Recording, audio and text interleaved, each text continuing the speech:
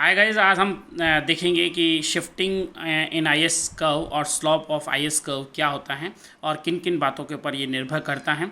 मैं पुनीत शर्मा आप लोगों के साथ पुनः उपस्थित हूँ और जैसा कि हम पहले मल्टीप्लायर्स के बारे में और आईएस कर्व के बारे में पढ़ चुके हैं।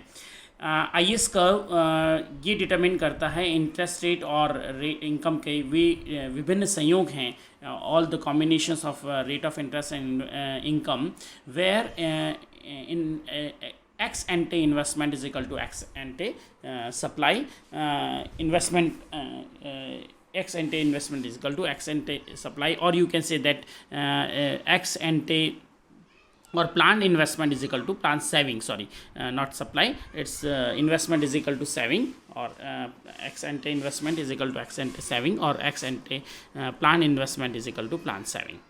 तो हम देखते हैं कि आईएस का जो शिफ्ट होता है तो वो किस प्रकार से शिफ्ट होता है, किन कारणों से शिफ्ट होता है, अपवर्ड या डाउनवर्ड, और इसका जो स्लॉप है वो क्या होता है, किन किन कंडीशंस के ऊपर निर्भर करता है।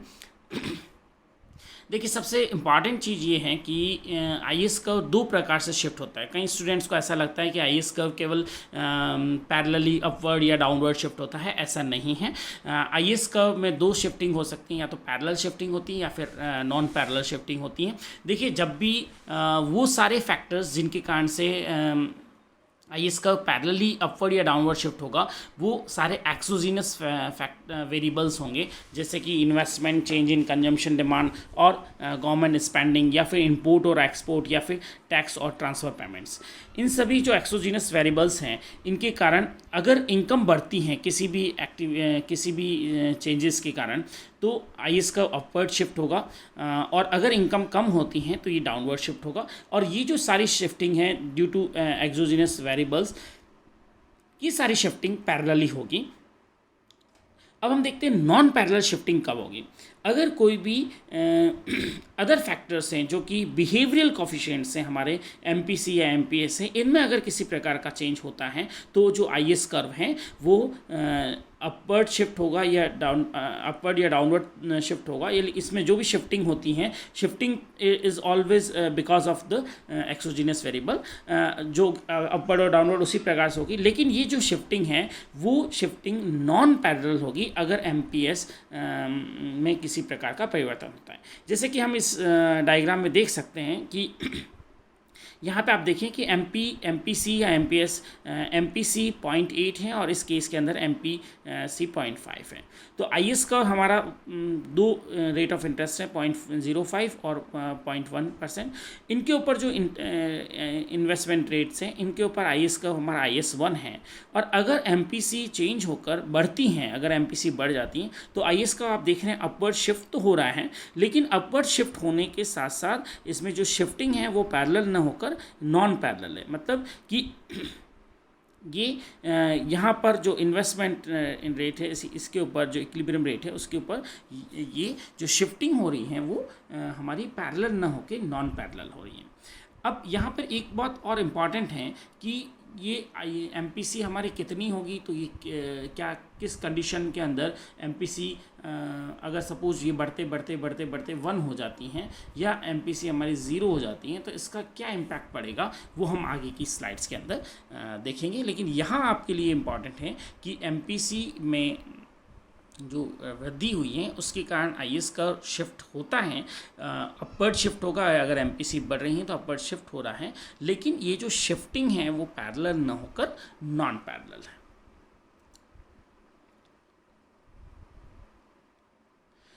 नेक्स्ट आप देखिए कि स्लॉप ऑफ आईएस कर्व किसके ऊपर निर्भर करता है।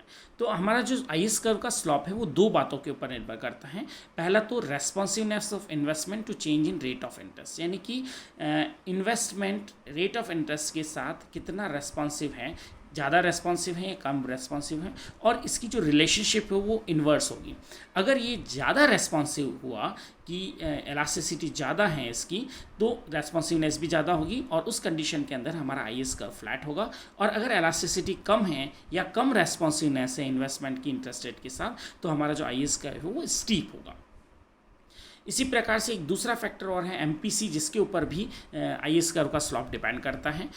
एमपीसी के साथ भी इसका जो रिलेशनशिप है वो इन्वर्स होता है, और अगर एमपीसी कम होगी, लो एमपीसी होगी, तो स्लॉप हमारा क्या होगा, ज़्यादा होगा। और अगर एमपीसी ज़्यादा होगी तो स्लॉप कम होगा। ये आप पिछली डायग्राम में भी देख सकते हैं कि जैसे अगर एमपीसी ज़्यादा हो रही है, 0.75 से 0.8 हो रही है, तो हमारा स्लॉप क्या होता जा रहा है, कम होता जा रहा है। और बढ़ते बढ़ते बढ़ते अगर एमपीसी हाईएस्ट 1 हो सकती हैं, तो ये कंडीशन भी हम देखेंगे कि अगर एमपीसी 1 हो जाती हैं तो क्या स्लॉप हमारा हॉरिजॉन्टल टू एक्स एक्सिस हो जाता है या स्लॉप 0 होता है या नहीं होता है। यहाँ पर अभी हम 3 कंडीशंस को देख रहे हैं इस डायग्राम, इन डायग्राम्स में आप देखें कि पहला तो देखिए एमपीसी अगर 0.5 है तो स्लॉप ज़्यादा है, और अगर एमपीसी 0.6 हो गई तो स्लॉप और कम हो जाएगा, 0.7 हो गई, 0.8 हो गई तो और भी ज़्यादा कम हो जाएगा। तो स्लॉप जो है वो इन्वर्सली प्रोपोर्शनल टू एमपीसी है। इस ऊपर डायग्राम में आप फर्स्ट डायग्राम में देखें कि आईएस का हमारा वर्टिकल टू एक्स एक्सिस कब होगा। ये वर्टिकल टू एक्स एक्सिस कभी होगा, तभी होगा जब इन्वेस्टमेंट परफेक्टली इन इलास्टिक है और इन्वेस्टमेंट का रेट ऑफ इंटरेस्ट के साथ में कोई रिलेशनशिप नहीं है। Investment is free from rate of interest. लेकिन IS-1 और IS-2 को आप देखें तो IS-2 और 3 को आप देखें तो ये इनका जो स्लॉप है, IS-2 का स्लॉप कम है, IS-3 का स्लॉप ज़्यादा है। तो slope of IS-3 is greater than IS-2। और यहाँ पे आप समझ सकते हैं कि IS-2 पर जो हमारी रेस्पॉन्सिवनेस है वो जो इसकी IS-2 के ऊपर रेस्पॉन्सिवनेस कम, जो रेस्पॉन्सिवनेस है इन्वेस्टमेंट की इंटरेस्ट रेट के साथ वो ज़्यादा है, इस कारण से स्लॉप कम है। और IS-3 के ऊपर रेस्पॉन्सिवनेस हमारी कम है तो स्लॉप क्या है, ज़्यादा है। मीन्स यहाँ पर भी इन्वर्स रिलेशनशिप है। लेकिन यहाँ पर ये इन्वेस्टमेंट जो फंक्शन है उससे IS कर्व का जो स्लॉप है वो डिसाइड हो रहा है। और थर्ड का केस में हम देखते हैं कि अगर एमपीसी 0 हो जाती है, जैसा कि मैंने आपको ये इस डायग्राम में आप देख सकते हैं यहाँ पर कि जैसे जैसे जैसे एमपीसी कम होती जा रही है, स्लॉप हमारा क्या होता जा रहा है, बढ़ता जा रहा है एमपीसी के साथ नेगेटिव रिलेशनशिप में। क्या अगर एमपीसी कम होते होते होते अगर 0 हो जाती हैं तो उस कंडीशन में भी आप देखें IS-1 के ऊपर स्लॉप एमपीसी 0 हो गई है, उसके बावजूद भी IS-1 परफेक्टली इनलास्टिक नहीं हुआ है। ये इसलिए नहीं है क्योंकि बिकॉज IS का जो इन्वेस्टमेंट है वो हमारा फंक्शन है रेट ऑफ इंटरेस्ट का, यानी कि इन्वेस्टमेंट अभी रेट ऑफ इंटरेस्ट के ऊपर निर्भर कर रहा है। ये तभी वर्टिकल होगा जब इन्वेस्टमेंट रेट ऑफ इंटरेस्ट के ऊपर डिपेंड नहीं करे या उससे कम्प्लीटली फ्री हो जाए या फिर परफेक्टली इनइलास्टिक हो। तो जब इन्वेस्टमेंट परफेक्टली इनइलास्टिक होगा तो IS कर्व भी परफेक्टली इनइलास्टिक होगा, what ever is the MPC, तो उस समय उसके ऊपर MPC के ऊपर डिपेंड नहीं करेगा। In about to interest elasticity of investment demand takes precedence over MPC in explaining slop। तो यहाँ हमने ये देखा कि अगर हम स्लॉप को एक्सप्लेन करना चाहते हैं तो MPC और इन्वेस्टमेंट की जो एलास्टिसिटी है वो 2 बातों के ऊपर निर्भर करता है स्लॉप। लेकिन उनमें से भी जो ज़्यादा प्रभावित, इस स्लॉप को जो ज़्यादा प्रभावित करता है वो इंटरेस्ट एलास्टिसिटी है और इन्वेस्टमेंट की इंटरेस्ट रेट के साथ में रेस्पॉन्सिवनेस है।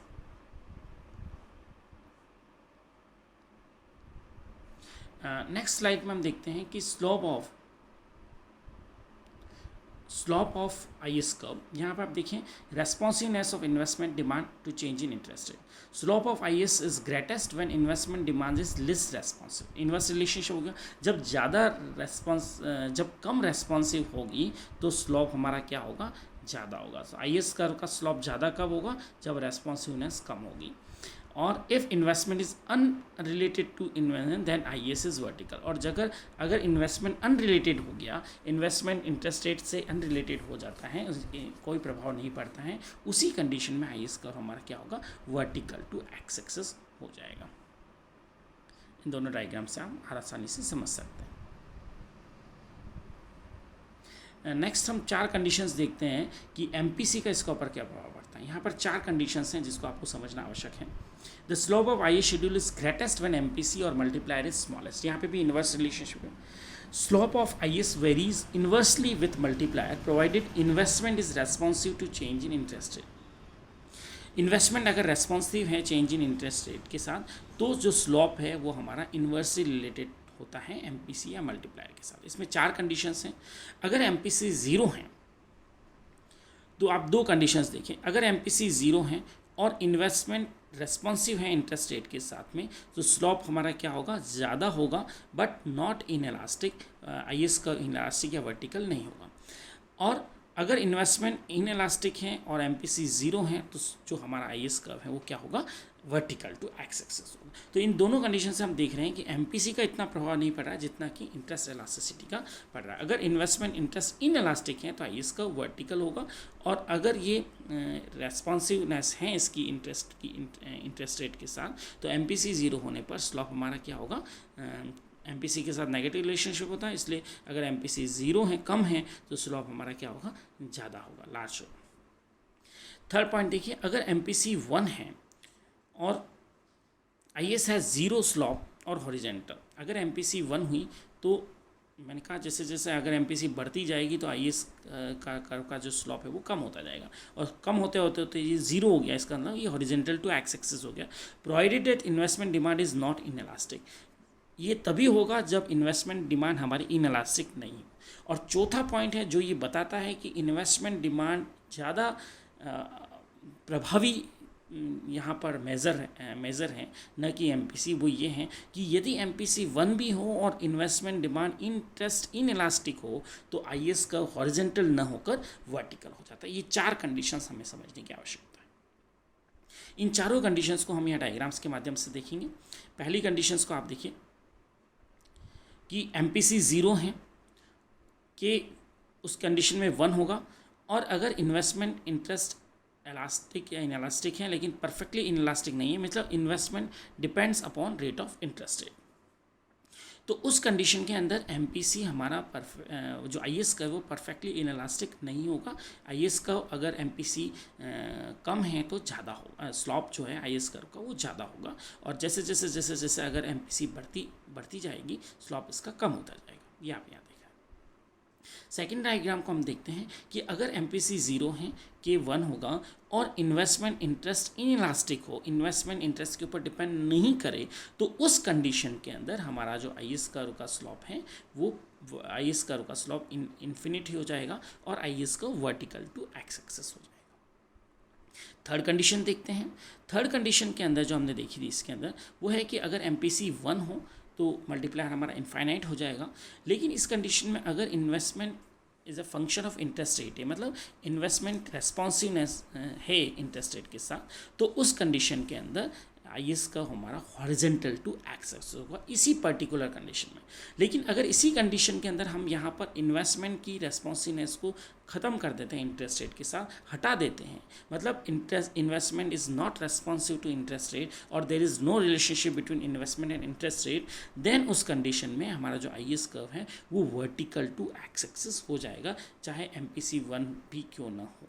ठीक है, यही 4 कंडीशन है, और यहाँ से हमें ये पता लगता है कि यहाँ पर जो मेजर पार्ट जो निभाता है या नेसेसरी कंडीशन है जो स्लॉप को डिसाइड करती हैं वो इन्वेस्टमेंट की इंटरेस्ट इलास्टिसिटी है, न कि एमपीसी है। हालांकि एमपीसी के साथ भी इन्वर्स रिलेशनशिप है, लेकिन वो एक डिटर्मिनिंग फैक्टर न होकर जो हमारा इंटरेस्ट इलास्टिसिटी है वो ज़्यादा डिटर्मिनिंग फैक्टर है।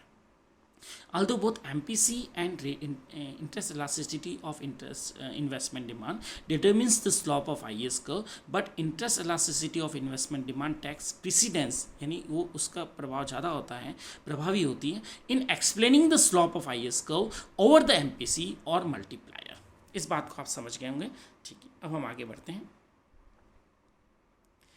अब हम देखेंगे कि आईएस कर्व की अलजेब्रा क्या है और उसके माध्यम से हम स्लॉप को समझने की कोशिश करेंगे। देखिए, नेशनल इनकम आइडेंटिटी जो है हमारी NII, उसकी सिंपल अलजेब्रा है, जैसा कि मैंने आपको पहले भी डेफिनेशन से बताया था कि IS curve is the combination और IS curve determines the rate of interest and combination of rate of interest and in income और in level of income where ex ante investment is equal to ex ante saving और plan investment is equal to plan saving.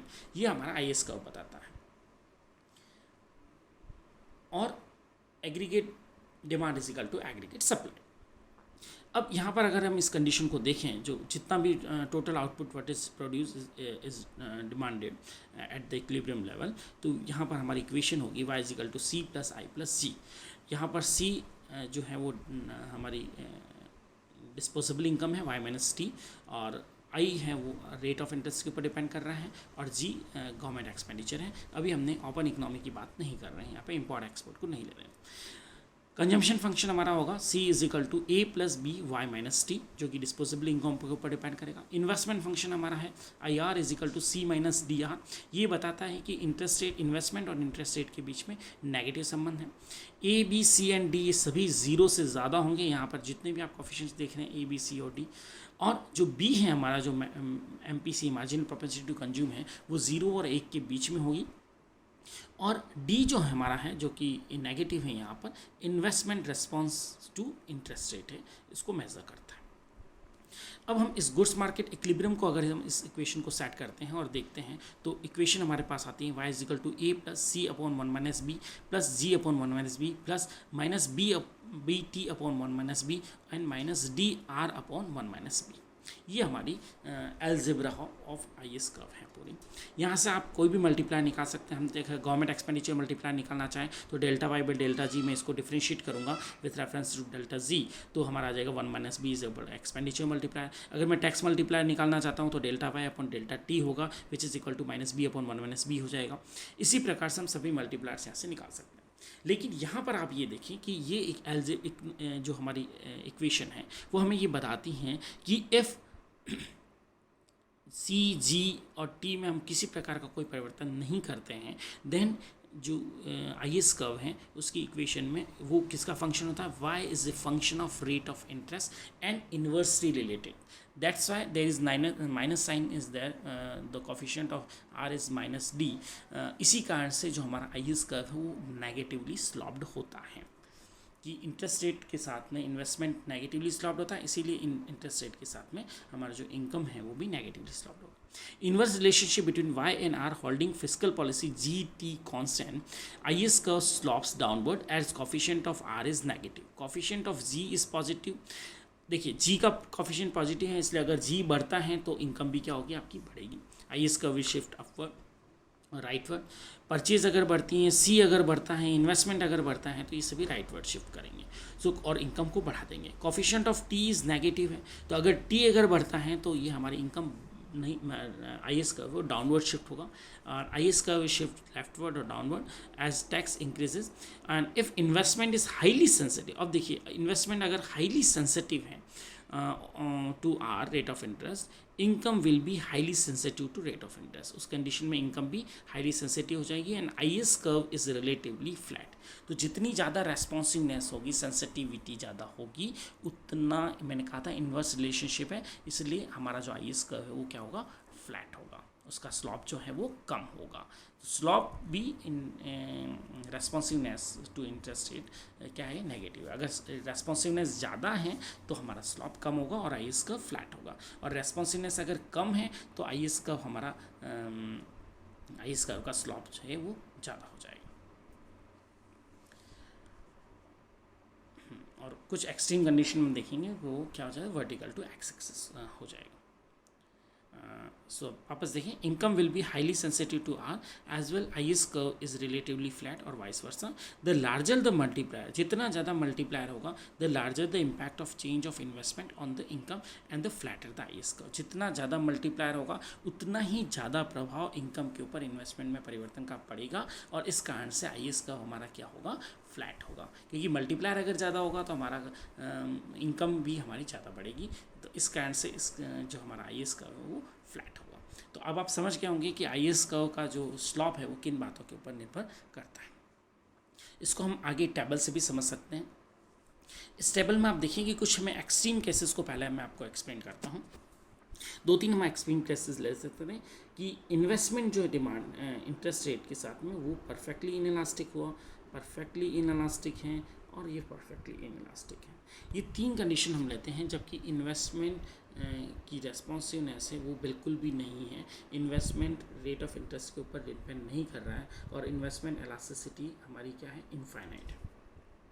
अगर इन 3 condition में आप देखें, यहाँ पर इन 3 condition में आप ये ध्यान में रखें कि अगर इन्वेस्टमेंट इंटरेस्ट रेट के साथ के ऊपर डिपेंड नहीं करता है, तो हमारी जो इनकम है वो भी रेट ऑफ इंटरेस्ट के साथ निर्भर नहीं करेगी, और उस कंडीशन में जो हमारा आईएस कर्व है वो परफेक्टली इनइलास्टिक होगा। एमपीसी चाहे कम हो, ज़्यादा हो, 0 हो, 1 हो, कुछ भी हो, हमारा आईएस कर्व कैसा होगा, परफेक्टली इनइलास्टिक होगा। यही हमारा अभी तक की स्टडी का कंक्लूजन है। अब हम दूसरी कंडीशंस देखते हैं जहाँ पर आईएस कर्व परफेक्टली इनइलास्टिक न होकर परफेक्टली इलास्टिक हो जाता है। ये हमारी जो कंडीशन है वो ये वाली कंडीशन है। आप इस कंडीशन को देखिए, ये कंडीशन तभी फुलफिल हो रही है जब आईएस कर्व की इन्वेस्टमेंट के साथ रेस्पॉन्सिवनेस है, यानी कि आईएस का जो इन्वेस्टमेंट है उस रेट ऑफ इंटरेस्ट के साथ उसकी रेस्पॉन्सिवनेस है, या तो वो इलास्टिक हो या इनइलास्टिक हो। और यहाँ पर अगर एमपीसी, मैंने बताया था एमपीसी के साथ इन्वर्स रिलेशन है, अगर एमपीसी ज़्यादा हो जाएगी या के आपका ज़्यादा हो जाएगा, मल्टीप्लायर ज़्यादा होगा, तो जो हमारा स्लॉप है वो कम हो जाएगा। और स्लॉप इतना कम हो जाएगा अगर इन्वेस्टमेंट के साथ रेट ऑफ इंटरेस्ट रिलेटेड हैं, तो उस कंडीशन में अगर एमपीसी 1 हो जाए और के इनफाइनाइट हो जाए, जो कि एक्सट्रीम कंडीशन है, तो उस कंडीशन में हमारा आईएस कर्व का जो स्लॉप है वो 0 हो जाएगा और IS curve horizontal to X होगा। यही जो चीज़ है वो हमारे यहाँ पर आईएस कर्व के स्लॉप को डिसाइड करती है। नेक्स्ट आप देखिए, दो कंडीशंस और हैं जिन्हें अभी हमें एक्सप्लेन करना है। ये कि अब देखिए कि अगर एमपीसी स्मॉल लार्ज यहाँ पर हैं कुछ भी हो, या फिर एमपीसी 0 हो, उस कंडीशन में अगर एमपीसी कम है तो ये जो स्लॉप है आईएस कर्व का वो क्या होगा, ज़्यादा होगा अगर ये रेस्पॉन्सिव है तो। और अगर ये रेस्पॉन्सिव नहीं है तो भी इसका स्लॉप क्या होगा, ज़्यादा होगा, इनइलास्टिक होगा। तो बट यहाँ पे परफेक्टली इनइलास्टिक नहीं, अगर ये परफेक्टली इनइलास्टिक होता तो ये परफेक्टली ये भी इसका स्लॉप इनफाइनाइट हो जाता। तो आई थिंक अब आप सभी कॉम्बिनेशंस को समझ चुके होंगे इससे। और लास्ट हम फाइंडिंग्स देख लेते हैं कि हमारी अभी तक की जो स्टडी उसकी फाइंडिंग्स क्या हैं। A necessary condition for negatively sloped IS curve is an investment schedule that is responsive to the rate of interest. If MPC equals 1, IS schedule 0 sloped horizontal to x-axis, provided that investment demand is not completely inelastic, interest inelastic. If investment demand is perfectly inelastic, IS schedule will be vertical to x-axis regardless of the MPC. And last one, interest elasticity of investment demand takes precedence, ये ज़्यादा प्रभावी होती है, ज़्यादा महत्व रखती है in explaining the slope of IS curve, and MPC is not very important. I think now it's clear to you. Okay, thank you all. Please subscribe my channel and press bell button for the new videos. Thank you.